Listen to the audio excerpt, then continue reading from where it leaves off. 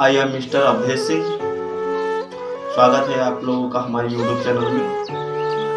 Please आप channel पर नए हैं तो हमारे यूट्यूब चैनल को सब्सक्राइब कर दीजिए एंड लाइक कर दीजिए। फेसबुक पर देख रहे हैं तो पेज को फॉलो कर दीजिए। और हम कुछ मोस्ट इम्पोर्टेंट बात आज आप लोगों को बताने वाले हैं कि एक व्यक्ति का जीवन कैसे बीता और कैसे बीतना चाहिए और एक व्यक्ति को क्या करना चाहिए, उसका कर्तव्य क्या होता है। आज हम इसके बारे में अच्छी जानकारी आप लोगों को देने वाले हैं।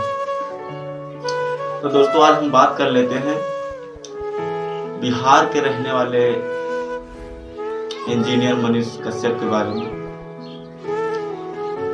जो कि बिहार के बारे में वो व्यक्ति बहुत सोचता है।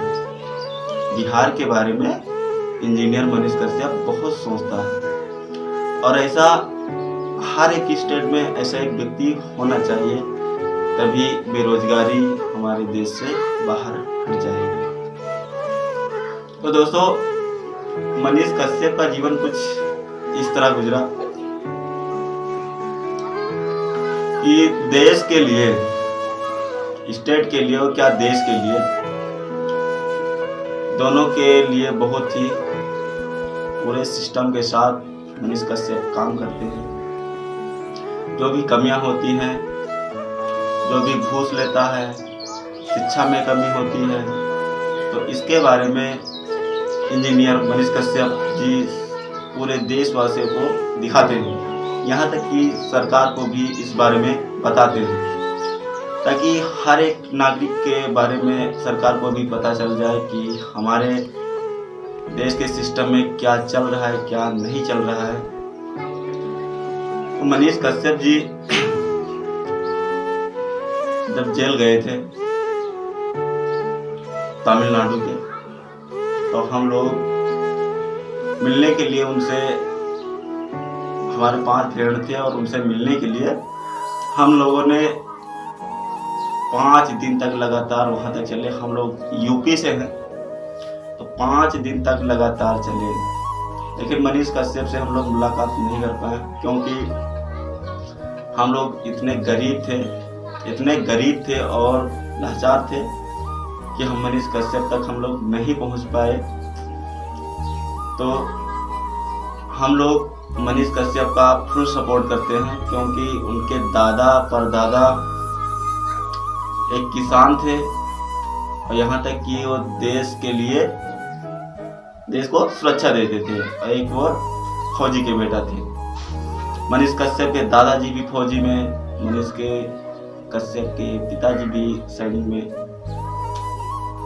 तो भाई जब उसके घर वाले जब चीन पाकिस्तान के युद्ध में लड़कर जब हिंदुस्तान को जीत दिलाई, तब उसके बाप परदादा नहीं डरे, तो सोचो कि मनीष कश्यप क्यों डरे।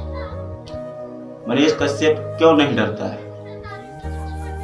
क्या आप लोगों को पता है कि मनीष कश्यप क्यों नहीं डरता है? भाई जो हिम्मत से और मेहनत से, सच्चाई से जो बात करता है, सच्चाई बात बोलता है, सच को दिखाता है, उसी को देशभक्त कहते हैं।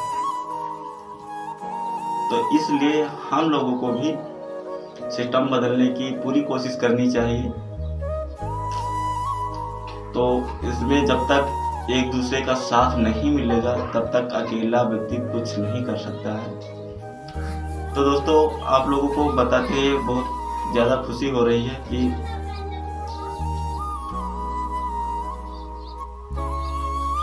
मनीष कश्यप का हर हाल में साथ देना चाहिए और मनीष कश्यप जी को फुल सपोर्ट करना चाहिए,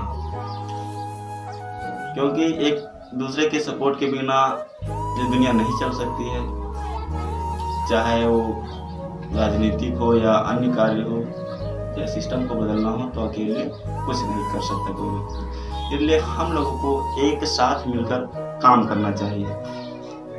जब एक साथ मिलकर जब हम लोग काम करेंगे, तब जाके सिस्टम को बदल पाएंगे। ये बात हमेशा ध्यान रखना मेरे दोस्त, कि आज के डेट में कोई अपना नहीं होता है। अपना बनाने के लिए बहुत ज़्यादा कड़ी से कड़ी मेहनत करनी पड़ती है। तो इसलिए हर हाल में मनीष कश्यप जी का साथ दीजिए और ऐसे व्यक्ति को नहीं भूलना चाहिए जो सिस्टम की बात करे, शिक्षा की बात करे। तो ऐसे व्यक्ति हर एक स्टेट में होना चाहिए और ऐसे ही देश के हर एक चीज़ को दिखाना चाहिए। I am full support to Manish Kashyap. तो दोस्तों, हम बात करने वाले एक गेंदबाज क्रिकेटर के बारे में, एसबी जायसवाल। सोचो कि वो कहाँ पर थे और कहाँ से कहाँ पहुँचे हैं। 5 विकेट से इंडिया को जीता है। तो दोस्तों,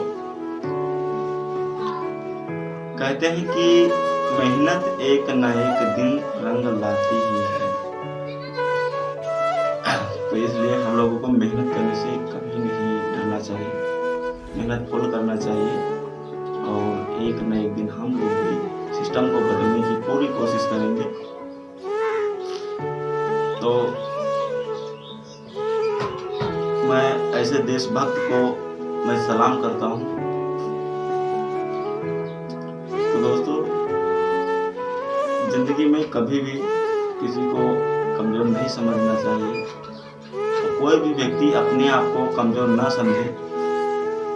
कमजोर व्यक्ति जब भी पड़ जाता है क्योंकि वो शिक्षित नहीं होता है। अगर पढ़े लिखे शिक्षित व्यक्ति हमारे देश के अंदर जब तक शिक्षित व्यक्ति नहीं होंगे तब तक सिस्टम को नहीं बदल पाएंगे और ऐसे घूसखोरों को हम लोग कुछ नहीं कर पाएंगे।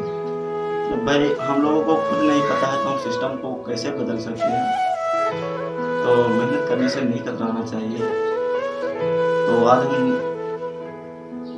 एक ऐसे नवाज व्यक्ति के बारे में बात करने वाले हैं कि एक फॉर एग्जाम्पल के लिए हम खेसारी लाल को ले लेते हैं।